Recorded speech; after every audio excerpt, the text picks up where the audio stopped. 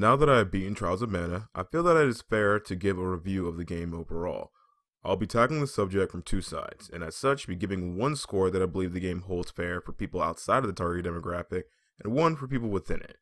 Now I know most reviews have their scoring at the end, but I want to flip the script a little bit, giving the score at the start and explaining my reasoning throughout the video, and as such, I give it a 5 or 6 out of 10 for people not into this kind of thing, and a 7 to 8 out of 10 for people into it.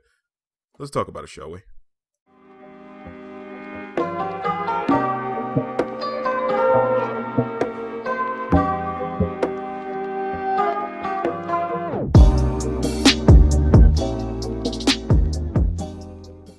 I'm going to start this video off on a rather strange tangent, but I promise you it will all circle back for a reason. I spent most of the Xbox, PS2, and GameCube era playing Super Nintendo games. I owned an Xbox, but my brother, the tech-savvy person he is, more or less jailbroke my Xbox, allowing me to play pirated versions of games. I think I only played 3 non-pirated Xbox games on that thing, those games being Top Spin, Jet Set Radio Future, and one of the Dynasty Warriors games. Everything else, pirated. What does that do with Super Nintendo games, you might be asking? And to that I say, patience. I'm creating a narrative. I'll get there in time. Either way, beyond just playing pirated Xbox games, he was able to turn my Xbox into an emulation machine, meaning that not only could my Xbox play Xbox games, but older system title games. So Nintendo, Sega Genesis, Game Boy Advance, I had hundreds if not thousands of retro titles at my fingertips, and while I know I didn't play them all, I think I can safely say I played, not beat, but at least played around 1,000 of them. While I don't exactly know why, the Super Nintendo suite of games seemed to attract me the most. I remember spending the most time on the RPGs, something about them. The gameplays being hampered by the technological advancements of their day and age, having to forego using graphics and instead weaving these tales of grandeur to entice people to play. Gameplay, while at times repetitive and completely broken at other times, had to use innovative and unique tactics and design to allow players full enjoyment of them. The feel progression going from average jobbers to ascended beings that could topple gods and fiends was amazing, and those games, like your Final Fantasy 3 through 6's, Earthbound, and Harvest Moon, helped shape my enjoyment of video games to this very day. The turn-based combat of early Final Fantasy games helped drive my love of modern JRPGs like Persona 5. The meta-narrative tales of Earthbound guided my love for Undertale and Deltarune, and Harvest Moon? Well, I mean, Stardew Valley. There was one game more than any other that took bits and pieces from all of these RPGs I played prior and mixed them into this beautiful and now legendary masterpiece of gameplay, storytelling, and replayability, and that game was Seiken Densetsu 3, or as now known in the States, Trials of Mana. Now going into this game as a kid, I didn't know what to expect. I started it up, my brother luckily having the foresight to download the game with his English fan translation patch, to which I was greeted by 6 different characters. No description, no dialogue, no tutorial showcase of their different skills and abilities, just pick 3 and go. With no prior description or tutorial or showcase of any skills, I simply picked each character based entirely off the fact that one had the same name of my brother who gave me the Xbox, one because they had a sword, and one because she had a spear, and leapt right in to be greeted with an, at the time, a beautiful rendition of a Moonlight aria of a song. And I think I'm going to let that play for the rest of the video now. I like it that much, yeah. To say I was entranced would be an understatement. It held some monikers I was used to already in RPGs, with stellar stylized music and stat-based progression, class changes or advancements, but with all that being mixed with a unique active battle system that for the time was revolutionary, who wouldn't fall in love? Looking back, however, I can see how simple the design honestly was, with the limitations of the system only showcasing the concept of dodging and weaving through attacks. If your enemy cast a spell, there wasn't anything you could do to stop it once the game registered it coming. And there have been times when even though I was well off away from the enemy, I would still get hit from halfway across the screen. But again, for the time, I was impressed. Time passed, and I remember giving that Xbox away to someone more deserving, but in the back of my mind I can remember the joys of Super Nintendo emulation, and after acquiring a PC of my own, would lead back to enjoy games of the old through emulation. Eventually, I would continue to revisit the classics at the time, finding a couple of new ones as well, but Seiken Densetsu 3 always drawing me back in for a short yet enjoyable time. Years passed, gaming evolved, and in mid-2019, after being told to watch the most recent Nintendo Direct by a friend, I was graced by a simple image, a sword in a tree. I figured upon seeing it that the Secret of Mana remake was getting a Switch re-release, only to be pleasantly surprised upon seeing one of the main characters of Seiken Densetsu 3 transform into a beautiful modern 3D model.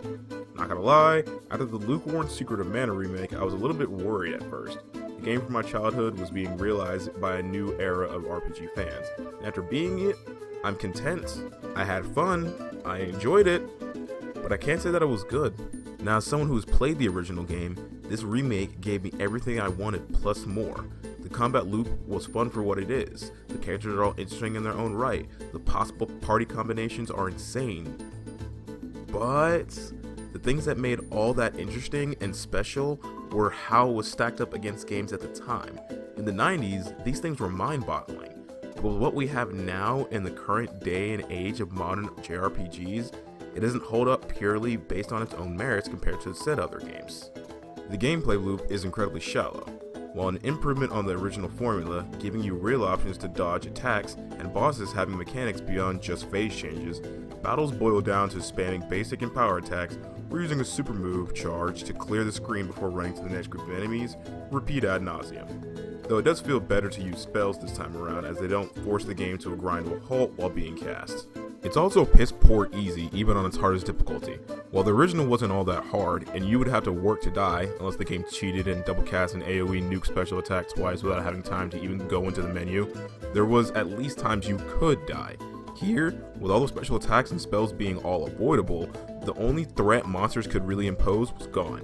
And you have so many healing items for so cheap, by mid-game you can acquire the max amount of full heal items, AoE heal items, revive items, and status items, and still have money left over for gear. The enemies other than bosses, and even some bosses, don't hit hard enough, nor are they aggressive enough to be threats, before you can heal back to full with an item. Speaking of enemies, however, let's talk about the game's AI, especially that of your allies. It's pretty stupid at times. It's hit or miss whether the AI does its job how you want it to. More often than not, either using their special attacks at the worst possible times, like when all the enemies are dead, or standing smack dab in the middle of a spell or special attack indicator. I get that making AI good is difficult, as you can't make it too smart or too stupid for various reasons, but it makes me really miss the jump in, jump out co-op option the original game had. Sad to see it go, as it feels like that option is becoming more and more rare in video games nowadays. Oh, and the voice acting is some of the worst I've ever heard in modern video games. I want you to sit there and tell me this wasn't recorded on the headset microphone. I hear ya. That lady royally fixed up the Firestone. Take me with you. Then we can all make her pay. She's gonna get it. It sounds like he fucking did this on a headset. I know I'm not one to talk, but like, this is amateurish at best. It isn't just Salamando. Reese sounds flat from start to finish, and I'm not sure if it was on purpose or not. And one of the later merchants, you can hear the laugh she's trying to stifle when saying her lines. Game. Well, without quality armor, it won't matter how good your weapons are.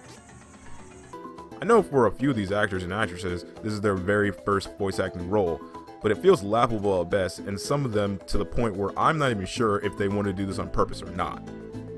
That said, this voice acting does give me hope. It means I have a chance of someday becoming a voice actor. Ayo, Square Enix, in 10-20 years when you decide to finally remaster Chrono Trigger, hit me up. My DMs are open, and I'll do it free. I'll pay you to let me play Johnny, I'm just saying. All in all, I can't say I dislike my time playing this game.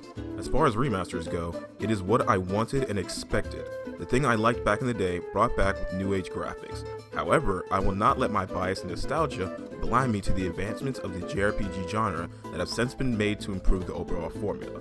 If you played the original and want to play it with a new updated coat of paint, or just a fan of the old school and want to play a game that feels like a Super Nintendo game, give this game a shot. Each run of the game will get you anywhere between 10 to 20 hours of playtime, and with so many different options and ways to play, the word replayability takes a whole new meaning. However, this game is really just for the people who want some good old nostalgia, either from the perspective of the time for Super Nintendo, or want a semi-modern PS2 feeling like gameplay, as the innovations of modern games have far surpassed what this game has going for it. Again, a 5 to 6 out of 10 for non-fans, and a 7 to 8 out of 10 for fans of the genre. You know what's happening here. My general unscripted end of the video thoughts and just realizations about the game and anything I want to talk about. So, After this comes out, I'll either be in the middle or starting my next LP. I was gonna do an older game from 2014, and then I remembered that a game I kickstarted came out recently, so I'll be doing that. Hopefully it is what I wanted, but we will see. We will see with that one. And if you were able to piece together what it is based on that, alright, I hope you enjoy and getting ready for that as well with me. Anything else I really want to talk about? Oh, because of my schedule changes, or because of what I'm doing in real life, my schedule might fluctuate a little bit, and I might not be uploading a video a day when it comes to the LP. I might do like a video or two a day. Or, no, I'm sorry, I said that wrong. I might be doing a video every other day, and sometimes I'll stay in the daily routine of uploading videos, but again, we will see depending on how life works. You know how life works. You expect one thing, and then it's like, nah, fam, that ain't how it's gonna work. Either way, I want everyone out there to have a good morning, evening, day, or night, wherever you're at. But for right now, I'm out. Later.